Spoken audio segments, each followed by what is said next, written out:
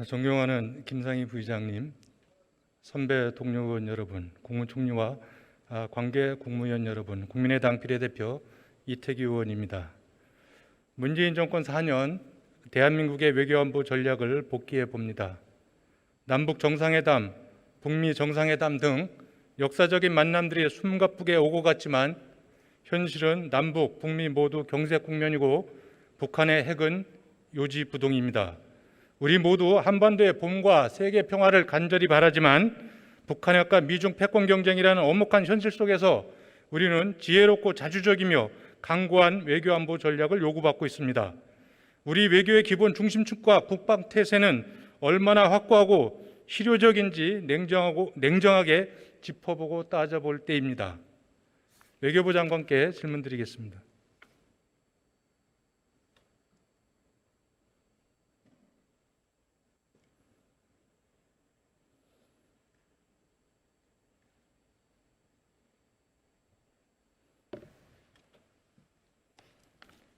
장관님, 한 나라의 외교 중심축이 상황마다 흔들리고 정권이 바뀔 때마다 혼선이 발생한다면 국내 정치의 불안은 물론이고 국제사회에서도 신뢰를 받기 어렵다고 생각을 합니다.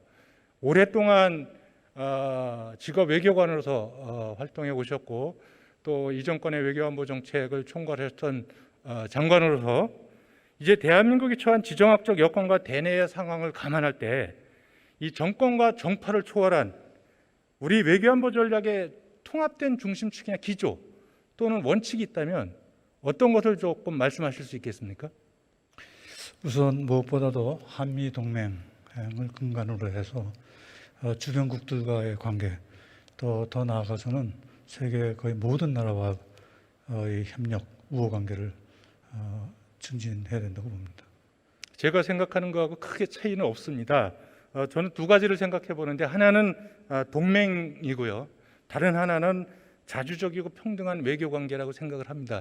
이 부분은 장관님께서 잘 아시겠지만 대한민국은 외교로 먹고 사는 나라인데 동맹의 기본축이 흔들린다면 저는 국제사회에서 신뢰를 받기 어렵다고 생각이 들고 또 오랜 외세의 침략 속 또 강대국의 틈바구니 속에서 망국의 수치까지 경험했던 대한민국은 주변국 모든 국가들과의 자주적이고 당당한 외교 관계를 항상 유지해야 된다 이렇게 생각을 합니다. 그런 측면에서 이 한미동맹은 흔들림이 없죠. 그렇습니다. 우리 외교의 안보의 중심축은 한미동맹인 거 다시 확인해 주실 수 있죠. 그렇습니다. 문재인 정부가 생각하는 한미동맹의 미래와 발전 방향에 대해서 설명해 주실 수 있습니까? 한미동맹은 계속 진화하고 있는 그런 과정이라고 봅니다.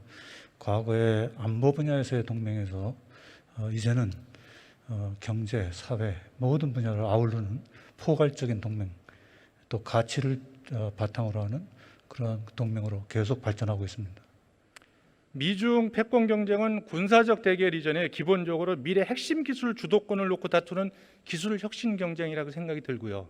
궁극적으로 이 부분은 결국 이제 글로벌 파트너십 연대 경쟁, 즉 기술 동맹 경쟁으로 이어질 거라고 생각을 합니다. 이 기술 동맹과 관련해서 외교부는 글로벌 기술 연대 대응을 위한 어떤 종합적인 판단과 구상을 갖고 있습니까? 네, 외교부는 지난 5월 22일 한미 정상회담에서도 큰 방향에 관해서 원칙적으로 합의를 했습니다만 그런 큰 방향을 근간으로 해서 여러 분야에서의 지역국들과의 파트너십을 확대해 나가는 그런 방향으로 노력하고 있습니다. 금방 한미 정상회담을 말씀하셨지만 지난 5월 회담은 기술 동맹의 사전 단계로서 미국의 신안보 경제 전략의 파트너십 선언 성격이 있지 않습니까? 그렇습니다. 네. 그런 연장선상 속에서 쿼드 기술 네트워크에 참여는 검토하고 계십니까? 쿼드와는 필요하면 분야별 협력이 가능하다 하는 것이 우리 정부의 기본 입장입니다. 알겠습니다. 북한 핵 문제를 말씀드리지 않을 수가 없는데요. 북한은 현재 핵 보유국입니까? 우리는 핵 보유국으로 인정하지 않고 있습니다. 정부의 공식 입장은 핵 보유국이라고 인정하지 않는 것이죠. 그렇습니다.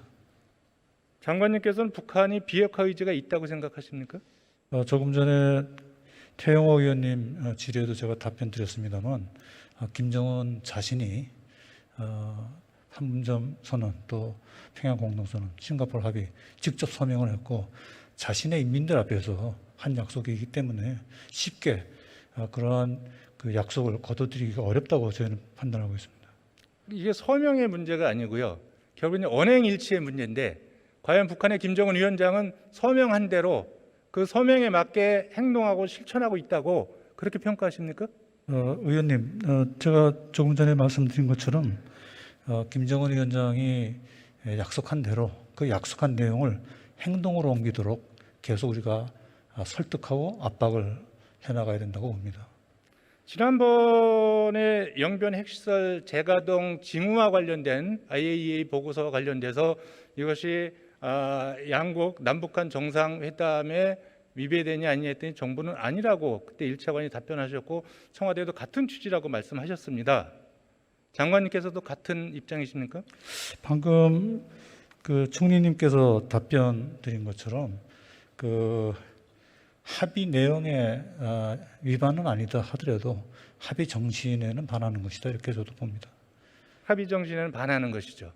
그렇습니다. 예, 만약에 이것이 아니라고 말씀을 하시면 실제로 남북 정상회담 판문점 선언이나 평양 선언이 한반도 비핵화에는 어떤 긍정적인 영향으로 작동하지 않는다. 이것을 드러내게 되는 그런 결과를 초래하거든요. 그런 측면에서 저는 장관님의 그런 판단은 지금 적절하신 판단이다. 또 총리께서 그렇게 말씀하셨다면 저 적절한 판단이다. 이렇게 좀 말씀을 드리겠습니다. 자, 또 하나만 좀 말씀을 드리겠습니다. 그러면 북한은 아까도 이제 비핵화 의지를 제가 여쭤봤습니다만 북한의 김정은 위원장은 또 북한 당국은 그 4.27 판문점 선언과 9.19 남북 공동선언의 취지, 정신을 충실하게 이행해 왔다고 그렇게 평가하십니까?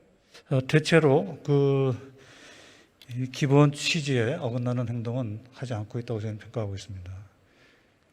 그 화면 좀 보여주시겠습니까? 자, 한번 보시죠.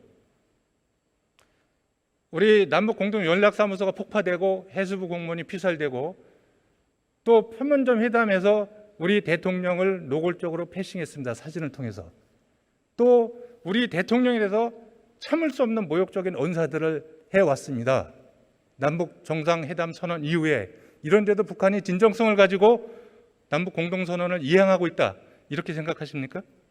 글쎄요, 이러한 사례들은 상당히 유감스러운 사례입니다. 그러나 그럼에도 불구하고 우리는 계속 북한을 대화로 이끌어내서 한반도 평화 프로세스가 실질적인 진전을 이룰 수 있도록 계속 노력해 나가야 된다고 생각합니다. 저는 정부의 노력은 알겠지만 지금 장관님께서 말씀하신 대로 유감스러운 것은 유감스럽다고 강력하게 문제를 제기해야지만 저는 문제가 해결된다고 봅니다.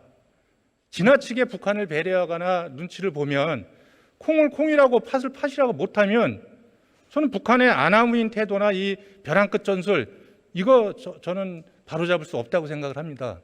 그런 부분에서 마지막까지 정부의 어떤 당당하고 조금 주체적인 그런 노력을 부탁드리겠습니다. 네, 뭐 그렇게 해왔습니다. 의원님 기억하시겠습니다만 그 사건 있을 때마다 우리 정부의 강한 유감을 표명을 했습니다. 답변 감사합니다. 네? 예, 답변 감사드립니다. 예, 감사합니다. 국방부 장관께 질문 드리겠습니다.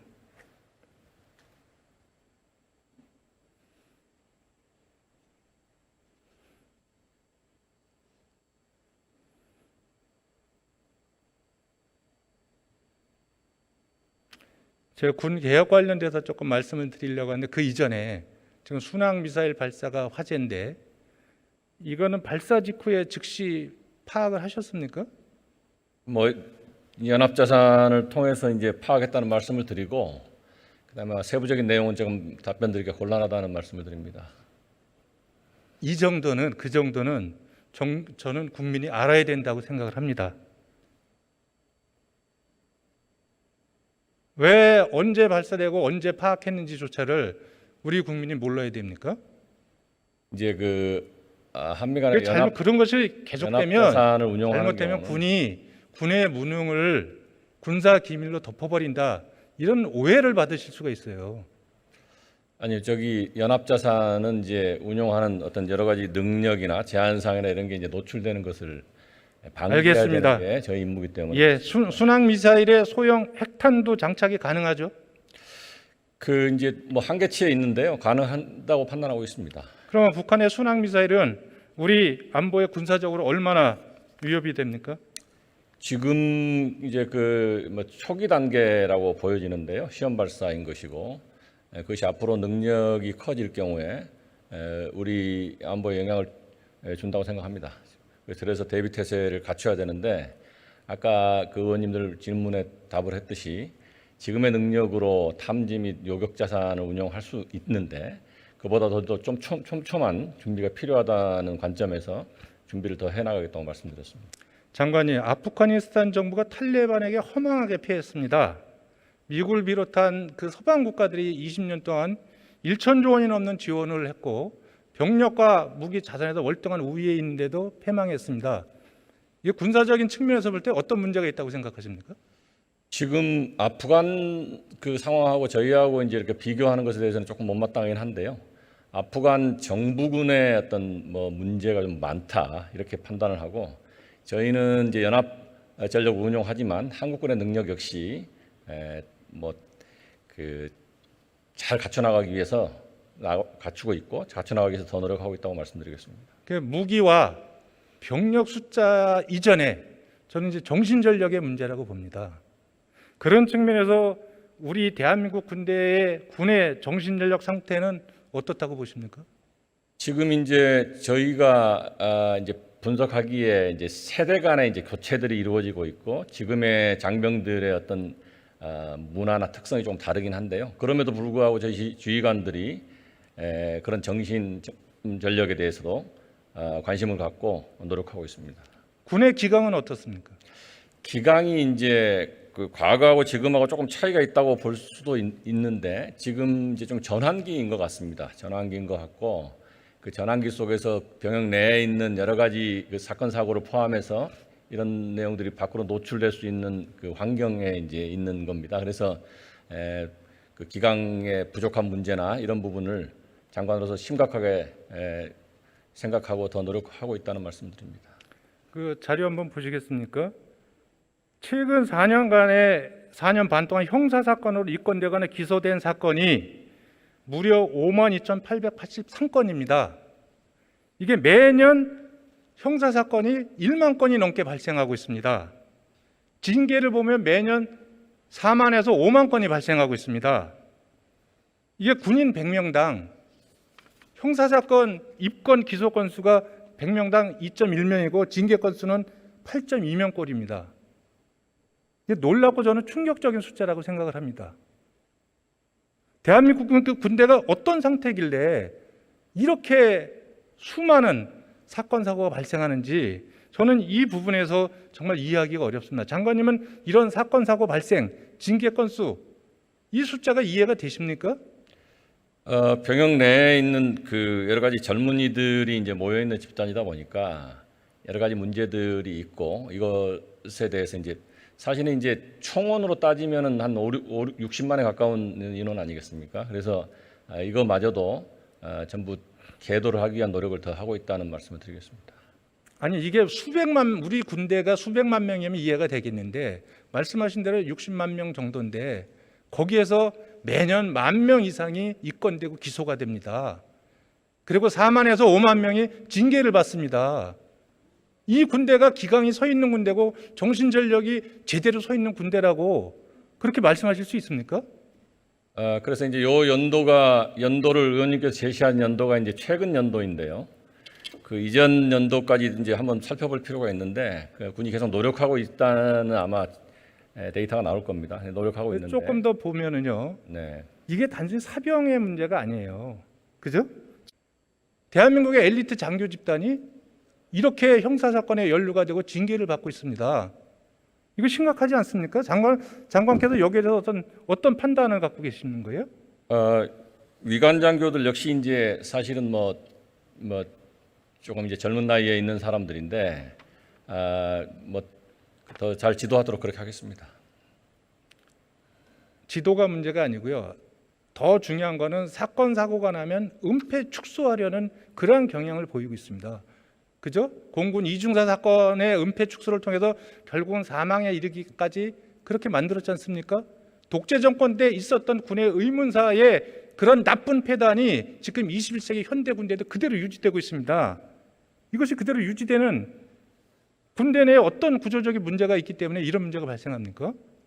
군에 아직 문화가 성숙치 않았다고 보는 것이고, 그 다음에 이제 그들이 그것을 가해자나 이것을 부대나 또는 전우회를 부대나 전우회로 생각하는 어떤 좀 잘못된 문화가 있는데, 이번 사건을 계기로 해서 군이 많이 이렇게 그 부분에 대해서 다시 생각하고 문화를 바로잡고자 하는 그런 그 노력들을 좀 하고 있다는 말씀을 드리겠습니다. 이거 고치라고 대통령께서 민관군 합동위원회 병영 개선 문화를 위한 민관군 합동위원회 만들라고 지시하셔서 만드셨죠. 네, 만들었습니다. 여기 장관께서 공동위원장이시죠. 예, 그런데 여기에 민간위원들이 많이 그만뒀죠. 예. 왜 그만뒀습니까? 그분들이?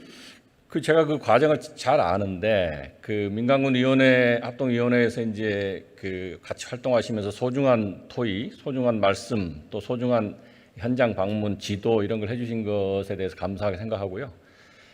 그 안에서 이제 논의 과정 중에 이제 조금 저희 이제 군에서 이제 대응하는 모습 이런 것에 대해서 좀 불만을 가지고 계신 분도 있었고, 또 이제 한 두 가지 사건이 있었는데, 하나는 이제 군 사법개혁에 대한 문제에 대한 이견들이 좀 있었고, 그다음에 이제 해군 이제 여중사 사건이 났을 때 이제 바로 또 회의를 소집해서 해군에 이제 이렇게 질의응답하는 과정 중에 이제 수사 과정 중에 이제 말씀 제대로 못 드릴 수밖에 없는 그런 상황을 좀 해서 조금 많이 그 부분에 민간군 합동위원회 소중한 인원들이 사퇴를 하신 겁니다. 그 민관군 합동위원회를 구성하라는 취지는 군만으로 군 스스로 개혁이 안 되기 때문에 민간의 전문성과 의지를 거기에 반영시키라고 해서 합동위원회가 만들어졌는데, 그래서 민을 들러리만 세운다고 이런 판단에서 그만둔다면 지금 장관님하고 현재 군 당국의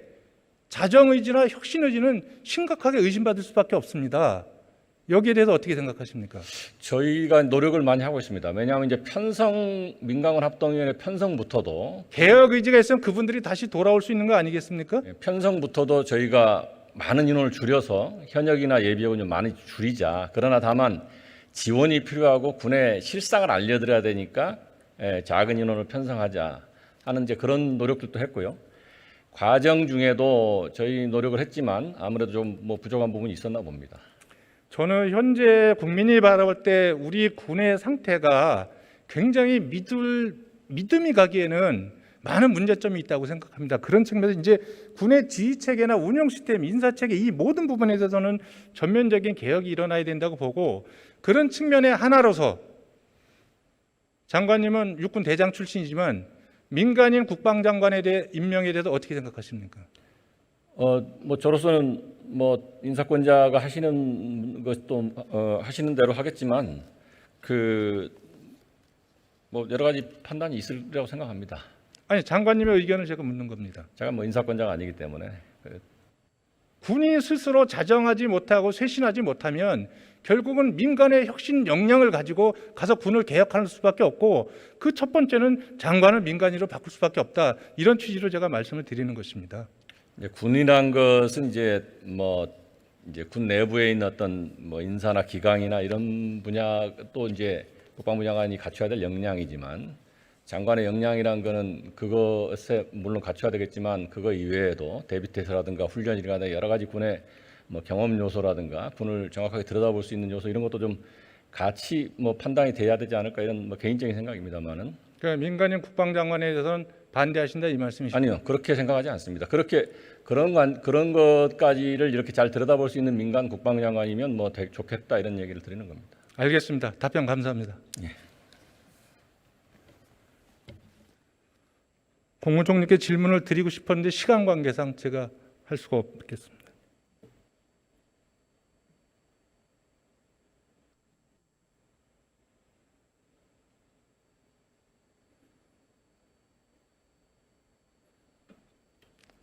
총리께 드리고 싶은 말씀은 맺은 말로 이렇게 대신하겠습니다. 자리를 지켜주고 계시는 의원 여러분, 저는 오늘 부족하지만 문재인 정권의 4년 반 외교와 안보, 국방을 지켜보면서 통합된 중심축과 기조가 있는지, 있다면 무엇인지를 점검해 보고자 했습니다. 정권이 바뀌어도 흔들리지 않는 통합된 중심축과 기조만 만들 수 있다면 친미 반중이니 친중 4대주의니 친북이니 반북이니 하는 논쟁도 각각 유연성 있게 접근하며 상대의 이해를 구할 수 있다고 저는 생각합니다. 흔히들 외교안보 정책만큼은 초당적 협력이 필요하다고 합니다. 맞는 말씀입니다. 그런데 초당적 협력이란 집권 세력이 추진하는 외교안보 정책을 무조건으로 추종해야 한다는 뜻은 아닐 것입니다.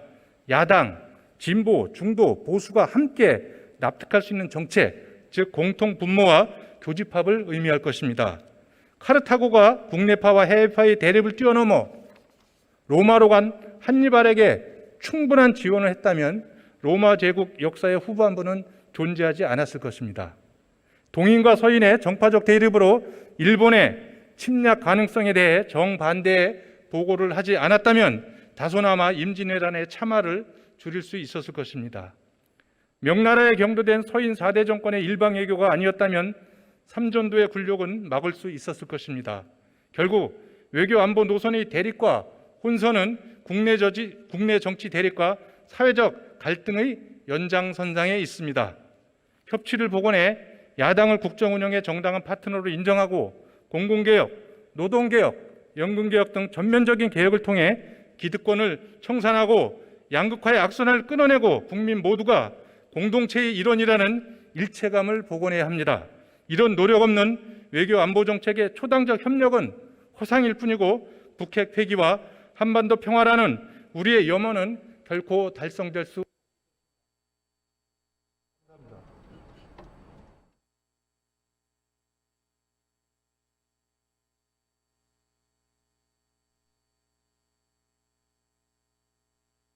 이태규